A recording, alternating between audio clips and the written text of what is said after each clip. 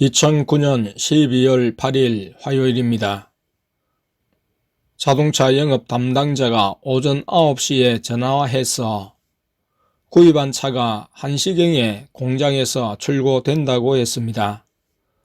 담당자가 차를 등록하고 오후 5시 11분경에 지하 주차장까지 갖다 주었습니다. 새 차에 대한 설명을 들었지만 사용법은 천천히 익히기로 했습니다. 새 차인지라 운전이 조심스러웠습니다. 차를 인수받자 예수님께서 자녀들의 외삼촌 집이 있는 고성으로 간다고 하셨습니다. 성도님들에게는 오늘 밤에 모이지 않는다고 연락을 하라고 하셔서 연락을 했습니다. 6시쯤 교회에서 출발하여 오리 불고기를 사고 학원을 마친 막내를 태워 인근시를 넘어 땡땡으로 땡땡에서 새로 난길을 따라 고성으로 갔습니다. 삼위 하나님이 차에 함께 하셨습니다. 고성에 사는 자녀들의 큰 이모와 이모부도와 있었습니다. 사 가지고 간 오리 불고기로 저녁 식사를 했습니다. 예수님이 차를 주시고 인도하시는데 예수님이 원하시는 때까지 머물러야 했습니다. 이제 예수님이 차가 있기에 가자고 하시는 곳이 많을 터 방문한 집 사람들도 우리가 가기까지는 자지 못하고 우리와 함께 있어야 했습니다. 하루 종일 일하고 내일 아침 일찍 일을 나가야 하는 처남이었지만 나는 방문한 집 사람들의 처지를 배려하여 행동할 수 없었습니다.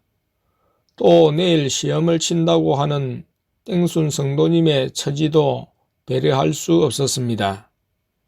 지금까지 자녀들이나 땡순 성도님은 예수님의 말씀에 그대로 순종해 왔습니다. 나와 아내는 대언자의 말과 표정을 보고 예수님의 뜻을 읽으며 예수님이 말씀하시기까지 인내해야 했습니다. 둘째가 있을 경우 예수님이 주로 둘째를 통해 말씀하시는데 둘째를 보고 가자고 해도 둘째는 꿈쩍 않고 예수님이 아니라고 하신다고 눈치를 주었습니다. 아직 자녀들의 외삼촌이나 외숙모는 영적인 이야기를 나눌 단계가 아니었습니다. 조카의 대학 진로에 대해 아내가 조언을 해 주었습니다.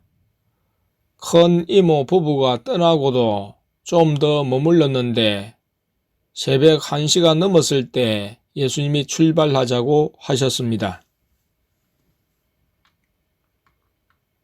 2009년 12월 9일 수요일입니다. 어제 신대원 동기인 띵국 땡 선교사님으로부터 전화가 왔습니다. 인터넷 전화였는데 중국에서 하지만 시내 통화료와 같다고 하며 마치 동네에서 전화하는 듯 했습니다. 서로 안부를 묻는데 아내가 계좌번호를 불러달라고 해서 선교사님으로부터 계좌번호를 받았습니다. 오늘 새벽에 누가 외국에서 전화하는 꿈을 꾸었고 무엇을 주는 꿈이었는데 선교사님의 전화가 왔고 이에 혹 예수님이 후원하실 수 있어 계좌번호를 받은 것이었습니다. 땡 선교사님은 인근시 땡땡정에 머물 때 살 집을 제공한 우리와 친밀한 부부입니다. 작년 12월에 방문한 이후 아무 소식이 없다가 전화해 온 것이었습니다. 아내는 우리가 사랑의 빚을 진 것을 기억하고 도와줄 수 있었으면 했습니다. 저녁에 둘째를 통해 예수님께 선교사님의 전화를 받았으며 계좌번호를 받았다고 했을 때 예수님이 10만 원이나 20만 원 정도를 보내라고 하실 줄 알았습니다. 그런데 예수님은 우리의 생각을 뛰어넘어 큰 액수를 보내라고 하셨습니다. 어제는 급히 고성으로 출발하고 늦게 머물다 온 관계로 오늘 아침에 돈을 송금했습니다. 우리에게도 들어가야 할 돈이 있고 통장의 잔고가 거의 비어가지만 예수님께서 또 공급해 주실 줄 믿고 예수님의 말씀대로 순종했습니다. 보낸 뒤 전화를 하니 사모님이 받았습니다. 내가 예수님께서 보내라고 하셔서 돈을 보냈다고 말했습니다. 사모님이 목사님도 돈이 없을 텐데 어떻게 보냈냐고 해서 예수님이 선교사님 부부를 사랑하시는 모양입니다. 우리는 또 예수님이 주실 것입니다. 이어 50만 원을 보냈다고 하자 사모님이 필요했는데 예수님이 어떻게 아시고 딱 맞게 보냈다며 아주 감격해 했습니다. 예수님은 다 아시죠? 그래서 보내게 하신 것이네요. 선교사님을 통해 많은 빚을 졌는데 조금이나마 예수님이 빚을 덜어주셔서 감사드렸습니다. 예수님이 상호간에 간섭하셔서 정확하게 필요를 공급하게 하시고 공급받게 하셨습니다. 2009년 12월 9일 수요일입니다. 둘째가 학교에서 집으로 온 시간인 오후 4시가 되어 예수님께서 부산으로 가자고 하셨습니다. 학교에서 막내를 태우고 출발했습니다. 목사님 댁에 방문하여 저녁을 먹고 목사님이 새 차를 타고 가자고 하셔서 가족을 태우고 땡땡교회 수요 예배에 참석했습니다. 둘째와 막내는 목사님 사택에 머물렀습니다.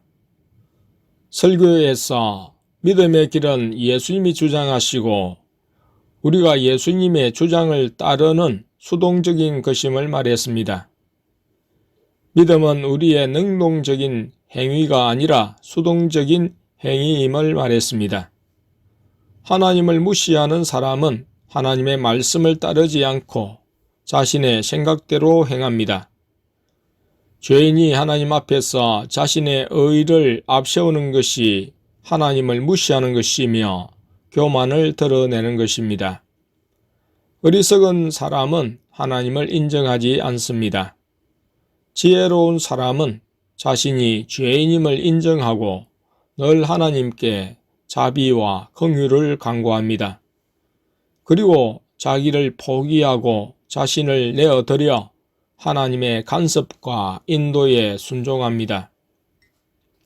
믿음은 내가 무엇을 하는 것이 아니라 예수님이 시키시는 일에 수동적으로 반응하는 일인데 이는 우리의 중심이요 우리가 가는 길입니다.